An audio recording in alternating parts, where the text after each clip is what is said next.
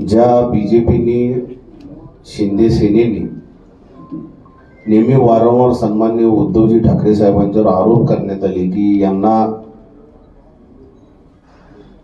राष्ट्रवादी काँग्रेस असेल किंवा आय काँग्रेस असेल ह्या लोकांच्या बरोबर किंवा ह्या पक्षाच्या विचारधारेबरोबर जाऊन यांनी आपला हिंदू हृदय सम्राट स्वर्गीय बाळासाहेब ठाकरे यांचा विचार विकला, त्यांच्या विचारांची बांधिलकी सोडली, अशा बरेचसे आरोप प्रत्यारोप नेहमी वारंवार गेली 5 वर्ष झाली बीजेपीच्या माध्यमातून होतात.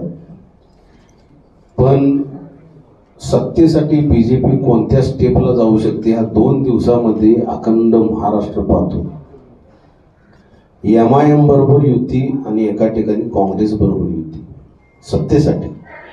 ठीक आहे, सन्माननीय देवेंद्रजी फडणवीस यांच्या माध्यमातून ती तोडली असेल पुन्हा, पण सत्तेसाठी तुम्ही एकत्र आलात म्हणजे आज तुम्हाला पुन्हा हिरव्याची गरज भासली असं त्यांनी सिद्ध करून दाखवलं महाराष्ट्र स्टेटमध्ये.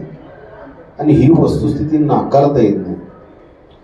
थोडक्यात आपल्या कोल्हापुरी भाषेत सांगायचं गेलं की आपलं ते बाळ आणि दुसऱ्याचं कार्ट, आपलं ते बाळ आणि दुसऱ्याचं कार्ट ही संकल्पना बीजेपीने अजूनही अद्यावत ठेवलेली आहे. त्यांना असं जाणवतं की ते जे करतील, ते जे सांगतील ते प्रत्येकाने ऐकावं आणि तीच पूर्व दिशा असली पाहिजे. आणि आज अशी परिस्थिती आहे, सन्माननीय देवनेदादांनी ज्या पद्धतीने सांगितले की महानगरपालिकेमध्ये कोल्हापूर शहराच्या हद्दीमध्ये जनतेला काय हवं आहे, तर हेच हवं आहे की विकास. आता तुम्ही हिंदुत्व हा पार्ट बाजूला ठेवा असं जनता जाता आतल्या अंगाने किंवा अंतर्मनाने बीजेपीला सांगत आहे की तुमचा आता आम्हाला भारूड ऐकायला वेळ नाही, आम्हाला कोल्हापूर शहराचा कोल्हापूर जिल्ह्याचा विकास हवा आहे. यातून या संकल्पनेतून दिसतं.